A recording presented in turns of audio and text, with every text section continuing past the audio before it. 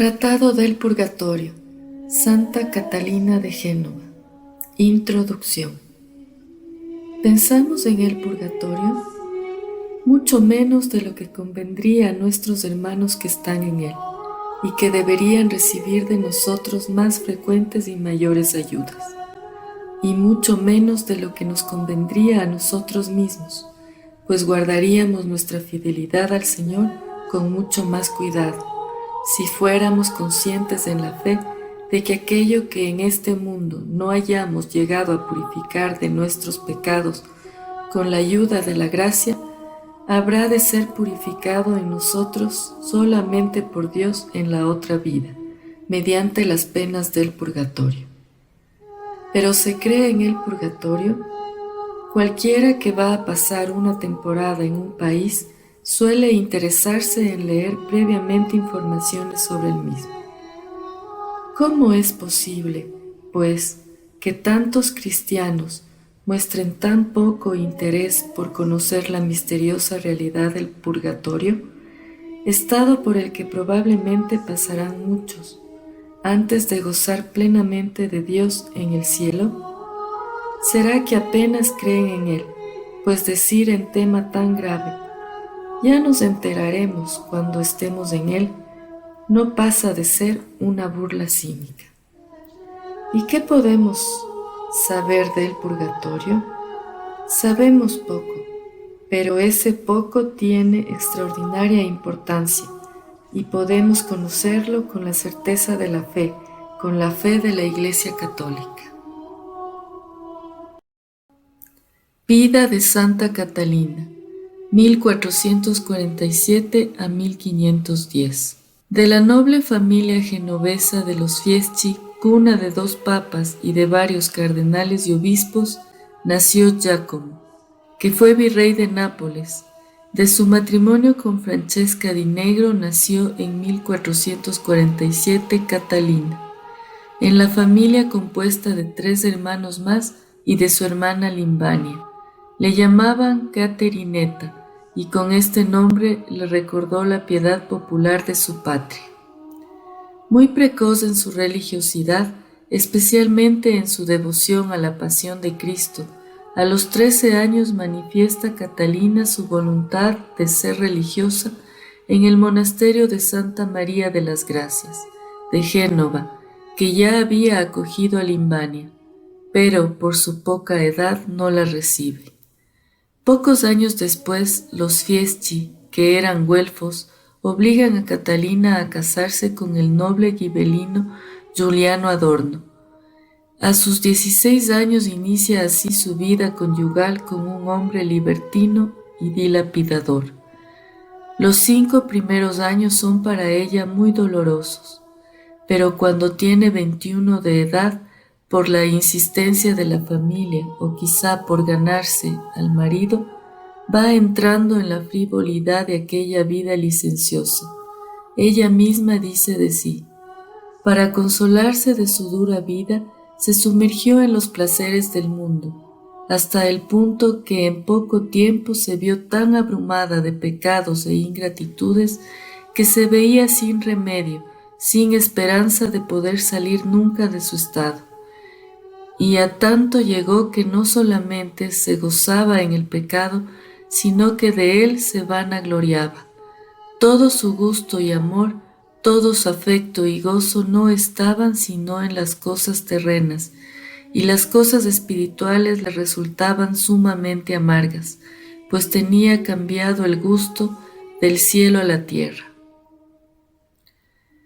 El 20 de marzo de 1473, cuando Catalina llevaba ya 10 años de casada y tenía 26 de edad, la gracia de Dios cambia por completo su corazón, liberándola de todas las cadenas invisibles que la esclavizaban al mundo. En ese día visita a su hermana Limbania en el monasterio y le hace confidencia de sus penas e inquietudes. Aquella le invita a confesarse con el capellán de la comunidad y Catalina de mala gana obedece la sugerencia.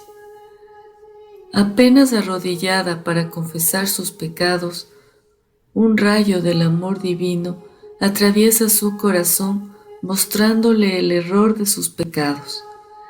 Tal es la conmoción sufrida que, sin terminar la confesión, ha de ser llevada a casa.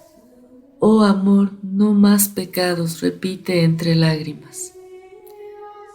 4 años de vida purgativa sufre Catalina haciendo penitencia de sus pecados con severísimas austeridades y largas oraciones. Pero aún entonces, como cuenta su biógrafo, el Señor la consuela, sobre todo en la oración como en aquella ocasión en que se sintió atraída a inclinarse sobre el pecho de su amoroso Señor y alcanzó a ver un camino más suave que descubría innumerables secretos de un amor que, con frecuentes éxtasis, la consumaba toda. Después fue atraída al costado del crucificado, y allí le fue mostrado el Sagrado Corazón de Jesús, que parecía todo él de fuego, y finalmente fue acercada a la dulcísima y suave boca de su Señor, y allí le fue dado un beso que la sumergió entera en aquella dulce divinidad, donde, perdida de sí misma interior y exteriormente, decía: «Ya no vivo yo, es Cristo quien vive en mí». Entre los años 1477 a 1499, 35 a 52 de su edad, Catalina avanza rápidamente en la vía iluminativa. La comunión eucarística diaria, entonces poco frecuente, es su fuerza y su alegría. Durante 23 años guarda ayuno absoluto, con excepción de un poco de agua con sal durante el tiempo de Adviento y Cuaresma, manteniendo siempre, sin embargo, una notable vitalidad. Pasa horas enteras en oración extática, y el fuego interior de su amor por el Señor, según muchos testigos, emana en forma admirable de su cuerpo. Parece vivir Catalina en medio de un incendio. Ya de estos años proceden sus experiencias tan profundas del estado de las almas en el purgatorio. Este inflamado amor a Dios es el que impulsa a Catalina a trabajar heroicamente al servicio de los pobres y sobre todo de los enfermos, y otros muchos se encienden en la llama de ese mismo amor, como el notario Ettore Bernaza, fundador en Génova de la Compañía del Divino Amor, 1497, Tomasina Fieschi o Cataneo Marabotto, que será su confesor, su mismo marido Giuliano Adorno, aceptando vivir con ella castamente, se hace terciario franciscano y ayuda a Catalina en el cuidado de los enfermos hasta su muerte, en 1497. Catalina en el hospital de Pamatone se entrega al servicio de los enfermos en los modos más humildes y abnegados, venciendo con su dulzura la rebeldía o la amargura de los más desgraciados. De ese hospital es directora algunos años, de 1490 a 1496. A partir de 1499, en plena vía unitiva, se multiplican en Catalina los fenómenos místicos, así como los dolores insoportables de una enfermedad que parece de origen sobrenatural. Muere consumada en el amor de Dios el 15 de septiembre de 1510 a los 63 años de edad, y su cuerpo permanece hasta hoy incorrupto. Es canonizada por Clemente XII en 1737 y en 1944 Pío XII la constituye patrona secundaria de los hospitales de Italia. El redactor de la Vita termina su crónica diciendo que en Catalina se veía el cielo, una criatura celestial, cambiada en todo, perdida en Dios, y al mismo tiempo el purgatorio, un corazón consumido en el fuego del amor de Dios en un cuerpo martirizado. En efecto, la enseñanza de Santa Catalina sobre el purgatorio parte de una experiencia mística verdaderamente personal. Dios le hizo padecer y entender las penas de las almas que están en el purgatorio con una extraordinaria clarividencia. Introducción. Culpa y pena. Una última observación antes de comenzar la lectura del Tratado del Purgatorio. Santa Catalina da en él por conocidos los conceptos de culpa y de penas y no los explica. Anticiparé pues yo aquí, por mi cuenta, una breve explicación. A continuación los numerales 1472 y 1473 del Catecismo de la Iglesia Católica. Dice: el pecado tiene una doble consecuencia. El pecado grave nos priva de la comunión con Dios y por ello nos hace incapaces de la vida eterna, cuya privación se llama la pena eterna del pecado.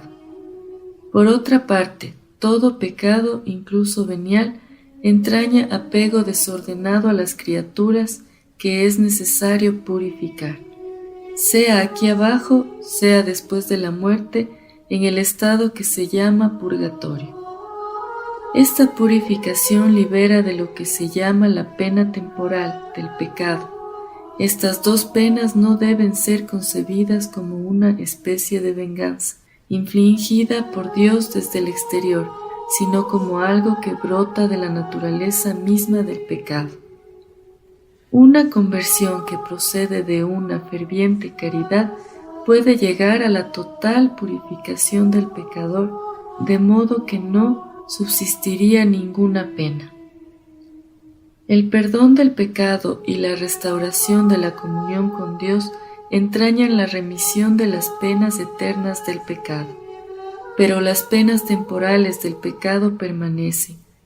El cristiano debe esforzarse soportando pacientemente los sufrimientos y las pruebas de toda clase y, llegado el día, enfrentándose serenamente con la muerte por aceptar como una gracia estas penas temporales del pecado, debe aplicarse tanto mediante las obras de misericordia y de caridad como mediante la oración y las distintas prácticas de penitencia, a despojarse completamente del hombre viejo y a revestirse del hombre nuevo. Pues bien, según esto, el alma que está en el purgatorio ha sido ya liberada de sus culpas, pero como de ellas no hizo en la tierra una penitencia suficiente, debe padecer ahora la pena del purgatorio, que elimine en su ser toda herrumbre o mancha del pecado, disponiéndole así para la perfecta y beatífica unión con Dios. Imaginemos un enamorado que, aunque desea de todo corazón unirse con su amada, viéndose a sí mismo lleno de miserias en el alma y en el cuerpo, en forma alguna quiere realizar su unión conyugal, en tanto no recupere una salud perfecta que le haga digno de ella. La misma fuerza del amor le lleva, pues, sin vacilar, a someterse en una clínica a tratamientos muy severos y dolorosos, psíquicos y somáticos, con tal de librarse cuanto antes de todas las miserias personales que hacen la unión indigna e imposible. Pues bien, después de la muerte, el alma enamorada de Dios, que todavía ve en sí muchas miserias no purificadas, siente la necesidad del purgatorio y a él se somete agradecida a la misericordia divina, para disponerse cuanto antes a la perfecta unión con el Señor.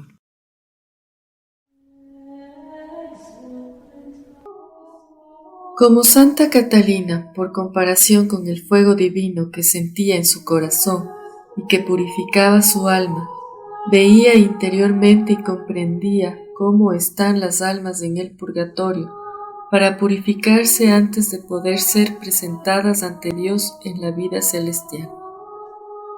Experiencia del purgatorio en la tierra. Esta alma santa, viviendo todavía en la carne, se encontraba puesta en el purgatorio del fuego del divino amor, que la quemaba entera y la purificaba de cuanto en ella había para purificar, a fin de que, pasando de esta vida, pudiese ser presentada ante la presencia de su dulce Dios amor. Y comprendía en su alma, por medio de este fuego amoroso, cómo estaban las almas de los fieles en el lugar del purgatorio para purgar toda herrumbre y mancha de pecado, que en esta vida no hubiesen purgado. Y así como ella, puesta en el purgatorio amoroso del fuego divino, estaba unida a ese divino amor y contenta de todo aquello que él en ella operaba, así entendía acerca de las almas que están en el purgatorio. Almas ajenas a todo, absortas en el amor de Dios.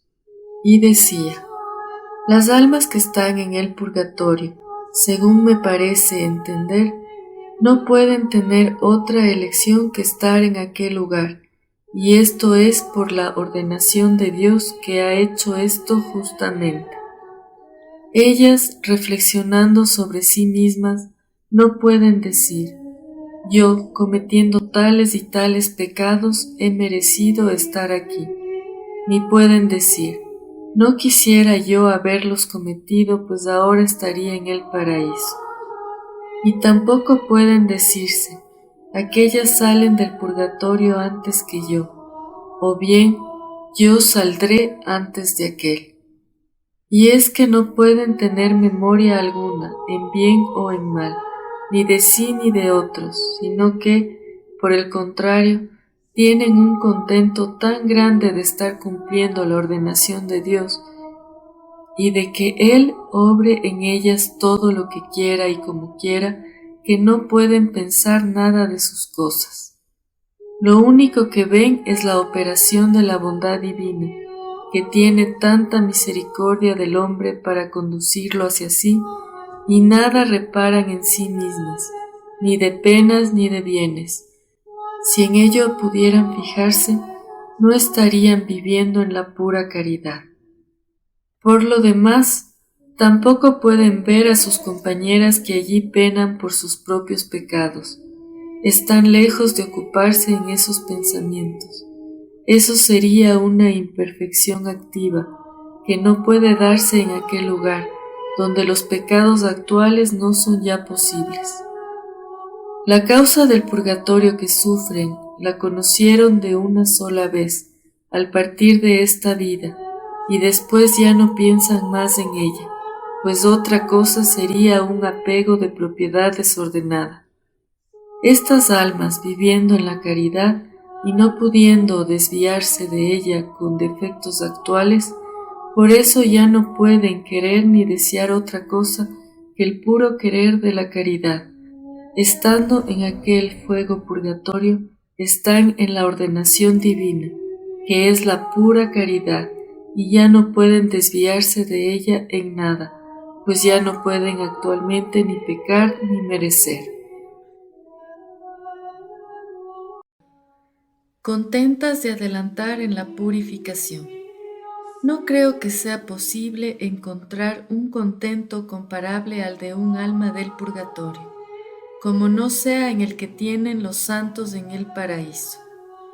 Y este contentamiento crece cada día por el influjo de Dios en esas almas, es decir, aumentado más y más a medida que se van consumiendo los impedimentos que se oponen a ese influjo. La herrumbre del pecado es impedimento, y el fuego lo va consumiendo.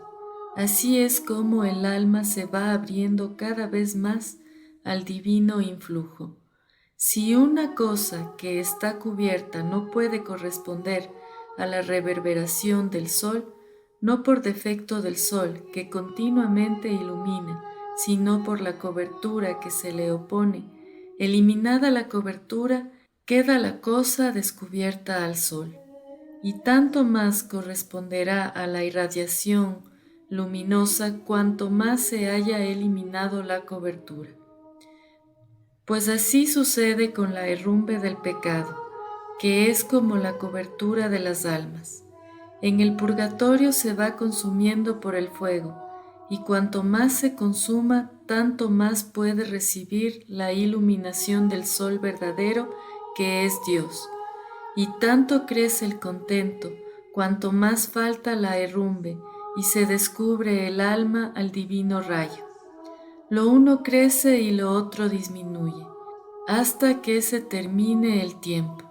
Y no es que vaya disminuyendo la pena, lo que disminuye es el tiempo de estar sufriéndola. Y por lo que se refiere a la voluntad de esta alma, jamás ella podrá decir que aquellas penas son penas. Hasta tal punto está conforme con la ordenación de Dios, con la cual esa voluntad se une en pura caridad. Son penas indecibles. A pesar de lo dicho, sufren estas almas unas penas tan extremas que no hay lengua capaz de expresarlas, ni entendimiento alguno las puede comprender mínimamente, a no ser que Dios lo mostrase por una gracia especial. Yo creo que a mí la gracia de Dios me lo ha mostrado, aunque después no sea yo capaz de expresarlo. Y esta visión que me mostró el Señor nunca más se ha apartado de mi mente. Trataré de explicarlo como pueda, y me entenderán aquellos a quienes el Señor se lo dé a entender. Penas causadas por los pecados. El fundamento de todas las penas es el pecado, sea el original o los actuales. Dios ha creado el alma pura, simple, limpia de toda mancha de pecado, con un cierto instinto que le lleva a buscar en él la felicidad. Pero el pecado original le aleja de esa inclinación, y más aún cuando se le añaden los pecados actuales. Y cuanto más se desvía así de Dios, se va haciendo más maligna y menos se le comunica a Dios. Son penas de amor. Toda la bondad que pueda haber en el hombre es por participación de Dios. Él se comunica a las criaturas irracionales, según su voluntad y ordenación, y nunca les falta. En cambio, al alma racional se le comunica más o menos, según la haya purificada del impedimento del pecado. Por eso, cuando un alma se aproxima al estado de su primera creación, pura y limpia, aquel instinto beatífico hacia Dios se le va descubriendo y se le acrecienta con tanto ímpetu y con tan vehemente fuego de caridad, el cual la impulsa hacia su último fin, que le parece algo imposible ser impedida. Y cuanto más contempla ese fin, tanto más extrema le resulta la pena. Siendo esto así, como las almas del purgatorio no tienen culpa de pecado alguno, no existe entre ellas y Dios otro impedimento que la pena del pecado, la cual retarda aquel instinto y no le deja llegar a perfección. Pues bien, viendo las almas con absoluta certeza cuánto importen hasta los más mínimos impedimentos y entendiendo que a causa de ellos necesariamente se ve retardado con toda justicia aquel impulso, de aquí les nace un fuego tan extremo que viene a ser semejante al del infierno, pero sin la culpa. Esta es la culpa, la que hace maligna la voluntad de los condenados al infierno, a los cuales Dios no se comunica con su bondad, y por eso ellos permanecen en aquella desesperada voluntad maligna, contrarios a la voluntad de Dios. Infierno. Aquí se ve claramente que la voluntad perversa enfrentada contra la voluntad de Dios es la que constituye la culpa y, perseverando esa mala voluntad, persevera la culpa. Los que están en el infierno han salido de esta vida con la mala voluntad y por eso su culpa no ha sido perdonada ni puede ya serlo, pues una vez salidos de esta vida ya no puede cambiarse su voluntad. En efecto, Al salir de esta vida el alma queda fija en el bien o en el mal, según se encuentra entonces su libre voluntad. Está escrito, ubi te invenero, es decir, en la hora de la muerte según haya voluntad de pecado o arrepentimiento del pecado. Donde te encuentre, allí te juzgaré. Este juicio es irrevocable, pues más allá de la muerte ya no hay posibilidad de cambiar la posición de la libertad, que ha quedado fijada tal como se hallaba en el momento de la muerte. Los del infierno, habiendo sido hallados en el momento de la muerte con voluntad de pecado, tienen consigo infinitamente la culpa y también la pena. Y la pena que tienen no es tanta como merecían, pero en todo caso es pena sin fin. Los del purgatorio, en cambio, tienen solo la pena por cómo están ya sin culpa, pues les fue cancelada por el arrepentimiento. Tienen una pena finita y que con el paso del tiempo va disminuyendo, como ya he dicho. Oh, miseria mayor que toda otra miseria, tanto mayor cuanto más ignorada por la humana ceguera. La pena de los condenados no es ya infinita en la cantidad, ya que la dulce bondad de Dios hace llegar el rayo de su misericordia hasta el infierno. Es cierto que el hombre muerto en pecado mortal merece pena infinita y padecerla en tiempo infinito.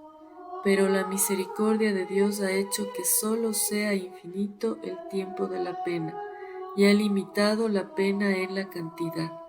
Podría sin duda haberles aplicado una pena mayor que aquella que les ha dado. Oh, qué peligroso es el pecado hecho con malicia. El hombre difícilmente se arrepiente de él, y no arrepintiéndose de él, permanece en la culpa.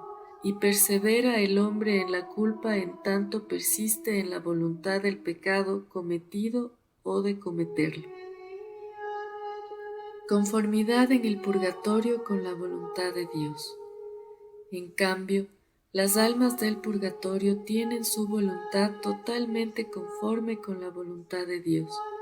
Por eso Dios, a esa voluntad conforme, corresponde con su bondad, y ellas permanecen contentas en cuanto a la voluntad, ya que es purificada del pecado original y actual. Y en cuanto a la culpa, aquellas almas permanecen tan puras como cuando las creó, ya que han salido de esta vida arrepentidas de todos los pecados cometidos, y con voluntad de nunca más cometerlos.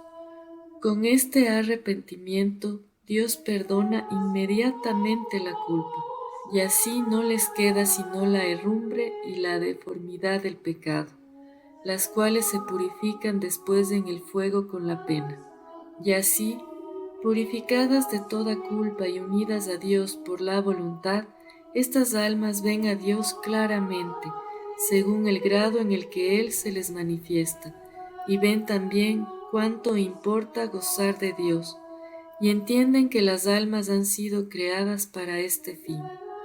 Esta conformidad atrae al alma hacia Dios por instinto natural con tal fuerza que no pueden expresarse razones, ni figuras o ejemplos que sean suficientes para decirlo tal como la mente siente en efecto y comprende por sentimiento interior.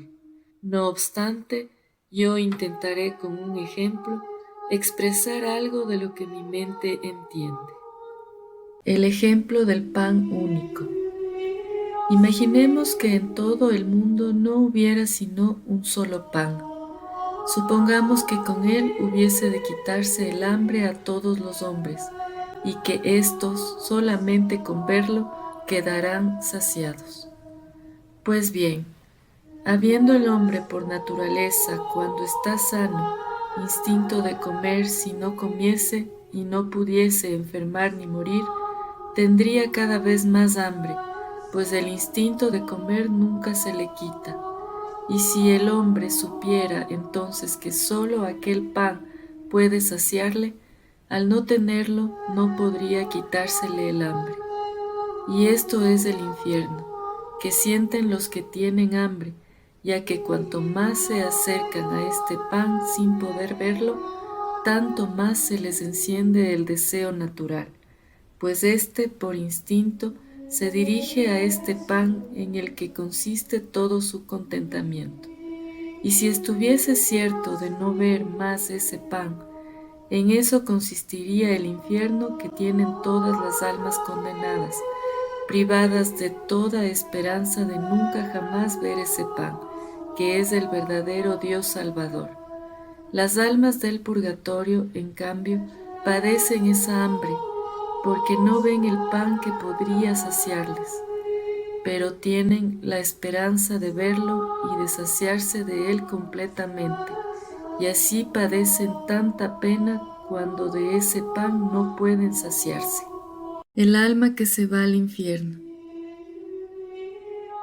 Otra cosa que veo claramente es que así como el espíritu limpio y puro no encuentra otro lugar sino Dios para su reposo, pues para ello ha sido creado, del mismo modo el alma en pecado no tiene para sí otro lugar que el infierno, que Dios le ha asignado como su lugar propio.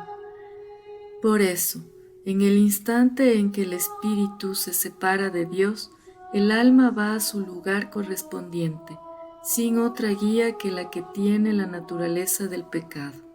Y esto sucede cuando el alma sale del cuerpo en pecado mortal.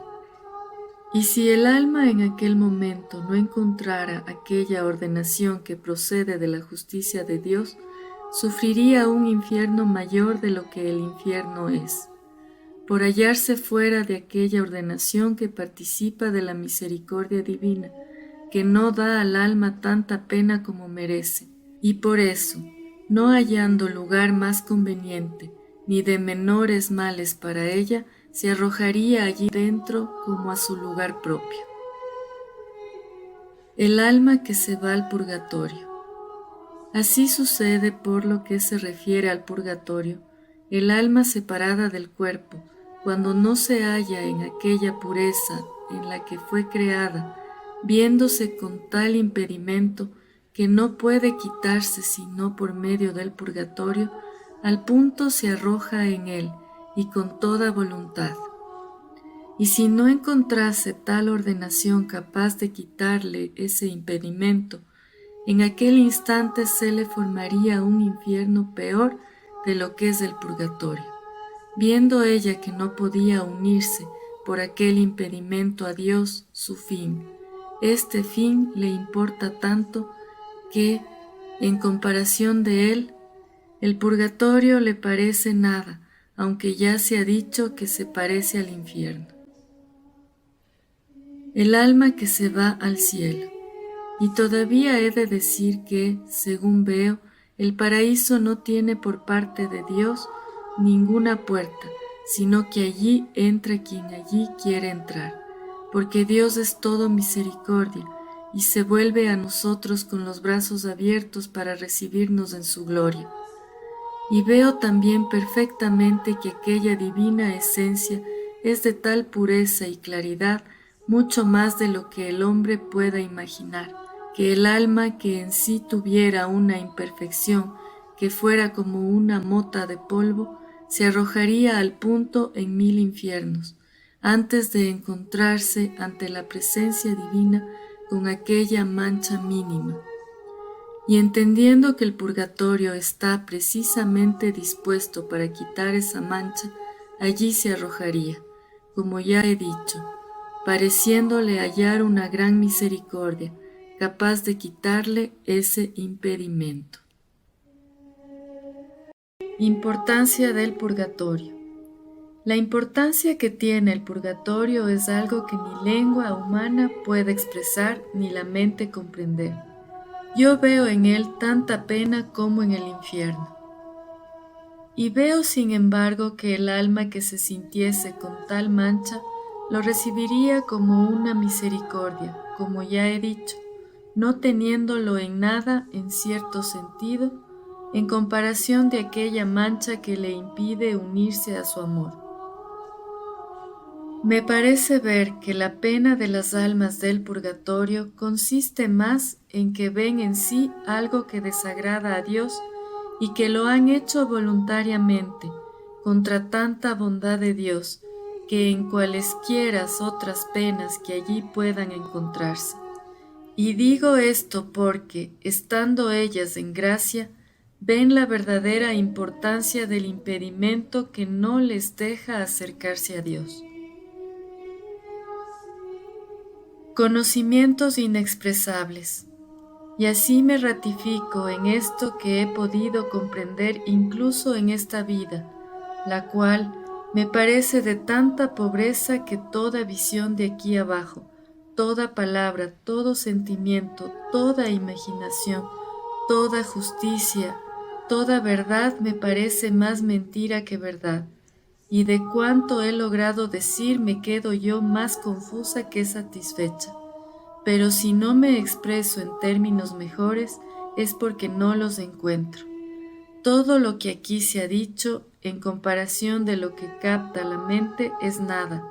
Yo veo una conformidad tan grande de Dios con el alma que, cuando Él la ve en aquella pureza en que la creó, le da en cierto modo atractivo un amor fogoso, que es suficiente para aniquilarla, aunque ella sea inmortal. Y esto hace que el alma de tal manera se transforme en el Dios suyo que no parece sino que sea Dios. Él continuamente la va atrayendo y encendiendo en su fuego, y no le deja ya nunca, hasta que le haya conducido a aquel su primigenio ser, es decir, a aquella perfecta pureza en la que fue creada. El tormento de un amor retardado. Cuando el alma, por visión interior, se ve así atraída por Dios con tanto fuego de amor que redunda en su mente, se siente toda derretir en el calor de aquel amor fogoso de su dulce Dios, y ve que Dios, solamente por puro amor, nunca deja de atraerla y llevarla a su total perfección. Cuando el alma ve esto, mostrándoselo Dios con su luz, cuando encuentra en sí misma aquel impedimento que no le deja seguir aquella atracción, aquella mirada unitiva que Dios le ha dirigido para atraerla, y cuando con aquella luz que le hace ver lo que importa, se ve retardada para poder seguir la fuerza atractiva de aquella mirada unitiva, se genera en ella la pena que sufren los que están en el purgatorio. Y no es que hagan consideración de su pena, aunque en realidad sea grandísima, sino que estiman sobre todo la oposición que en sí encuentran contra la voluntad de Dios, al que ven claramente encendido de un extremado y puro amor hacia ellos. Él les atrae tan fuertemente con aquella su mirada unitiva, como si no tuviera otra cosa que hacer sino esto. Por eso, el alma que esto ve, si hallase otro purgatorio mayor que el purgatorio, para poder quitarse más pronto aquel impedimento, allí se lanzaría dentro, por el ímpetu de aquel amor que hace conformes a Dios y al alma. Amor divino que purifica y aniquila. Y veo más todavía, veo proceder de aquel amor divino hacia el alma ciertos rayos y fulguraciones ígneas, tan penetrantes y tan fuertes que parecieran ser capaces de aniquilar no solo el cuerpo, sino también el alma, si esto fuera posible. Dos operaciones realizan estos tales rayos en el alma. Primero la purifican y segundo la aniquilan. Sucede en esto como con el oro que, cuanto más lo funden, de mejor calidad resulta, y tanto podría ser fundido que llegara a verse aniquilado en toda su perfección. Este es el efecto del fuego en las cosas materiales. El alma, en cambio, no puede ser aniquilada en Dios, pero sí en ella misma, y cuanto más sea purificada, tanto más viene a ser aniquilada en sí misma, mientras que permanece en Dios como alma purificada.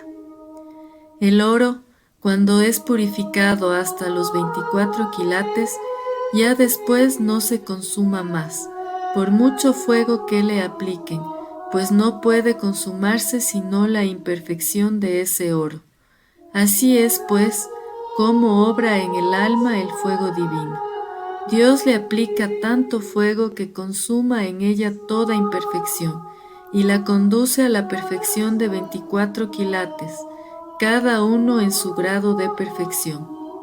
Y cuando el alma está purificada, permanece toda en Dios, sin nada propio en sí misma, ya que la purificación del alma consiste precisamente en la privación de nosotros en nosotros. Nuestro ser está ya en Dios, el cual, cuando ha conducido a sí mismo el alma de este modo purificada, la deja ya impasible, pues no queda ya en ella nada por consumar. Y si entonces fuera esta alma purificada mantenida al fuego, no le sería ya penoso, sino que sólo vendría a ser para ella fuego de divino amor, que le daría vida eterna, sin contrariedad alguna, como las almas bienaventuradas. Pero ya en esta vida, si esto fuera posible estando en el cuerpo, aunque no creo que nunca Dios tenga en la tierra almas que estén así, como no sea para realizar alguna gran obra divina. Purificación pasiva, última obra de Dios. El alma ha sido creada con toda la perfección de que ella era capaz, viviendo según la ordenación de Dios, sin contaminarse de mancha alguna de pecado. Pero una vez que ella se ha contaminado por el pecado original y después por los pecados actuales, pierde sus dones y la gracia, queda muerta y no puede ser resucitada sino por Dios. Ya resucitada por el bautismo, queda en ella la mala inclinación, que la inclina y conduce, si ella no se resiste, al pecado actual y vuelve así a morir. Dios vuelve a resucitarla con otra gracia especial, pero ella queda tan ensuciada y convertida hacia sí misma que, para volverla a su primer estado, a aquel en el que Dios la creó, serán precisas todas estas operaciones divinas, sin las que el alma nunca podría volver a la perfección del estado primero, en el que Dios la creó.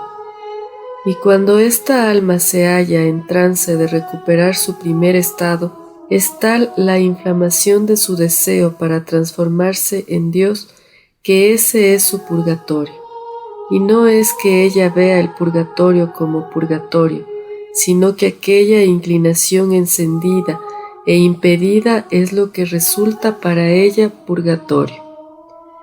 Este último estado del amor es el que hace esta obra sin el hombre, porque se encuentran en el alma tantas imperfecciones ocultas que si el hombre las viese, se hundiría en la desesperación.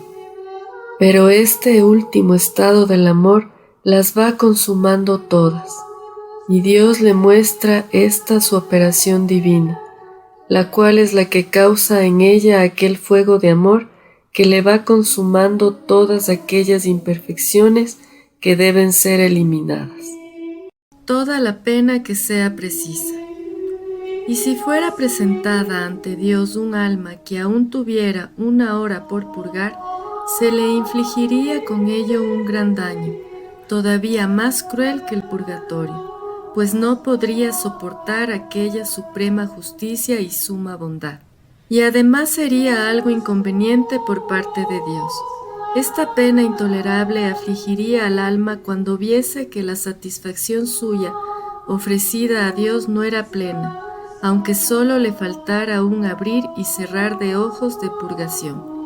En efecto, antes que estar en la presencia de Dios no del todo purificada, preferiría arrojarse al instante en 1000 infiernos, si pudiera tomar esta elección. Miseria de la ceguera humana ante estas verdades. Ahora que veo claramente estas cosas en la luz divina, me viene ganas de gritar con un grito tan fuerte que pudiera espantar a todos los hombres del mundo diciéndoles: «Oh miserables, ¿por qué os dejáis cegar así por las cosas de este mundo, que para una necesidad tan importante como en la que os habéis de encontrar no tomáis previsión alguna? Estáis todos amparados bajo la esperanza de la misericordia de Dios, que ya dije es tan grande, pero ¿no veis que tanta bondad de Dios va a haceros juicio por haber actuado contra su voluntad? Su bondad debería obligaros a hacer todo lo que Él quiere, pero no debe daros la esperanza de cometer el mal impunemente. La justicia de Dios no puede fallar, y es preciso que sea satisfecha de un modo u otro plenamente. No te confíes, pues, diciendo: «Yo me confesaré y conseguiré después la indulgencia plenaria, y al momento me veré purificado de todos mis pecados». Piensa que esta confesión y contrición, que es precisa para recibir la indulgencia plenaria, es cosa tan difícil de conseguir que, si lo supieras, tú temblarías con gran temor y estarías más cierto de no tenerla que de poderla conseguir. Paz y gozo en la purificación. Yo veo que las almas del purgatorio entienden estar sujetas a dos operaciones. La primera es que padecen voluntariamente aquellas penas, conscientes de que Dios ha tenido con ellas mucha misericordia, teniendo en cuenta lo que merecían, siendo Dios quien es. Si su inmensa bondad no atemperase con la misericordia la justicia que se satisface con la sangre de Jesucristo, un solo pecado hubiera merecido 1000 infiernos perpetuos. Y por eso padecen esa pena con tanta voluntad que no quisieran les fuera reducida ni en un gramo. Tan convencidos están de que la merecen justamente y de que está bien dispuesta. Así que, en cuanto a la voluntad, tanto se pueden quejar de Dios como si estuvieran en la vida eterna. La otra operación es la del gozo que experimentan al ver la ordenación de Dios, dispuesta con tanto amor y misericordia hacia las almas, y estas dos visiones las imprime Dios en aquellas mentes en un instante.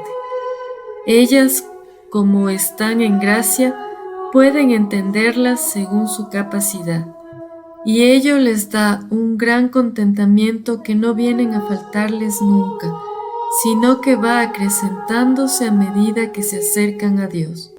Y estas visiones no las tienen las almas en sí mismas, ni por sus propias fuerzas, sino que las ven en Dios, en el cual tienen su atención mucho más fija que en las penas que están padeciendo, y de las que no hacen mayor caso. Y la razón es que por mínima que sea la visión que se tenga de Dios, ella excede a toda pena o gozo que el hombre pueda captar. Y aunque exceda, no le quita, sin embargo, nada en absoluto de ese contentamiento. Yo vivo en la tierra del purgatorio. Esta forma purificativa que veo en las almas del purgatorio es la misma que estoy sintiendo yo en mi mente, sobre todo desde hace 2 años. Y cada día la siento y cada vez más claramente. Veo que mi alma está en su cuerpo como en un purgatorio, de modo semejante al verdadero purgatorio en la medida, sin embargo, en que el cuerpo lo pueda soportar sin morir, y esto siempre va creciendo hasta la muerte. Yo veo al espíritu abstraído de todas aquellas cosas, incluso de las espirituales, que le podrían dar alimento como sería alegría y consolación. Y es que ya no está en disposición de gustar alguna cosa espiritual, ni por voluntad, ni por inteligencia, ni por memoria, de modo que pueda decir: me da más contento esto que aquello otro. Ayuno en el interior. Mi interior se encuentra de tal modo asediado que todas aquellas cosas que mantenían la vida espiritual y corporal le han sido quitadas poco a poco. Al serle quitadas, ha conocido que no eran sino unas ayudas, y al reconocerlas como tales, de tal modo las va menospreciando que todas ellas se van desvaneciendo sin que nada las retenga. Y es que el espíritu tiene ya en sí el instinto de quitar todo lo que pueda impedir su perfección, y está dispuesto a obrar con tal crueldad que se dejaría poner en el infierno con tal de conseguir su intento. Y así va quitándole al hombre interior todas las cosas que podrían alimentarle, y lo asedia tan sutilmente que no le deja pasar la más mínima imperfección sin que al punto sea descubierta y aborrecida. Y ese mismo asedio hace que mi espíritu tampoco pueda soportar que aquellas personas que me son próximas y que van al parecer hacia la perfección se sustenten en criatura alguna. Cuando los veo cebados en cosas que yo he menospreciado ya, no puedo sino apartarme para no verlo, y más aún cuando son personas especialmente próximas a mí. Ayuno en el exterior. El hombre exterior, por su parte, se ve tan desasistido por el espíritu que ya no encuentra cosas sobre la tierra que pueda recrearle según su instinto humano. Ya no le queda otra confortación que Dios, que va obrando todo esto por amor y con gran misericordia para satisfacer su justicia. Y entender que esto es así le da una gran alegría y una gran paz. Sin embargo, no por esto sale de su prisión ni tampoco lo intenta, hasta que Dios haga lo que sea necesario. Su alegría está en que Dios esté satisfecho, y nada le sería más penoso que salir fuera de la ordenación de Dios, tan justa la ve y tan misericordiosa. Todas estas cosas las veo y las toco, pero no sé encontrar las palabras convenientes para expresar lo que querría decir. Lo que yo he dicho, lo siento obrar dentro de mí espiritualmente. Mundo, cárcel, cuerpo, cadena. La prisión en la cual me parece estar es el mundo, y la cadena que a él me sujeta es el cuerpo. Y el alma, iluminada por la gracia, es la que conoce la importancia de estar privado o al menos retardado por algún impedimento que no le permite conseguir su fin. Ella es tan delicada y recibe ciertamente tal dignidad de Dios por la gracia que viene a hacerse semejante y participante de Él, que la hace una cosa consigo por la participación de su bondad. Y así como es imposible que venga Dios a sufrir alguna pena, así le sucede a aquellas almas que se aproximan a Él, y tanto más cuanto más se le aproximan, pues más participan de sus propiedades. Ahora bien, el retardo que el alma sufre le causa una pena, y esta pena y retardo le hacen disconforme de aquella propiedad que ella tiene por naturaleza, y no pudiendo gozar de ella, siendo de ella capaz, sufre una pena tan grande cuanto en ella es grande el conocimiento y el amor de Dios, y cuanto está más sin pecado, más le conoce y estima, y el impedimento se hace más cruel, sobre todo porque el alma permanece toda ella recogida en Dios y, al no tener ningún impedimento externo, conoce sin error. La santa ordenación de Dios. Así como el hombre que se deja matar antes que ofender a Dios, siente el morir y le da sufrimiento, pero la luz de Dios le da un celo seguro que le hace estimar el honor de Dios más que la muerte corporal, así el alma que conoce la ordenación de Dios tiene más en cuenta esa ordenación que todos los tormentos, por terribles que puedan ser, interiores o exteriores. Y esto es así porque Dios, por el que se hacen estas obras, excede a toda cosa que pueda imaginarse o sentirse. Todas estas cosas que he ido exponiendo, el alma no las ve, ni de ellas habla, ni conoce de ellas con propiedad o daño, sino que las conoce en un instante, y no las ve en sí misma, porque aquella atención que Dios le da de sí mismo, por pequeña que sea, de tal modo absorbe al alma que excede a todas las cosas de las que ya no hace caso. En fin, Dios hace perder aquello que es del hombre, y en el purgatorio lo purifica.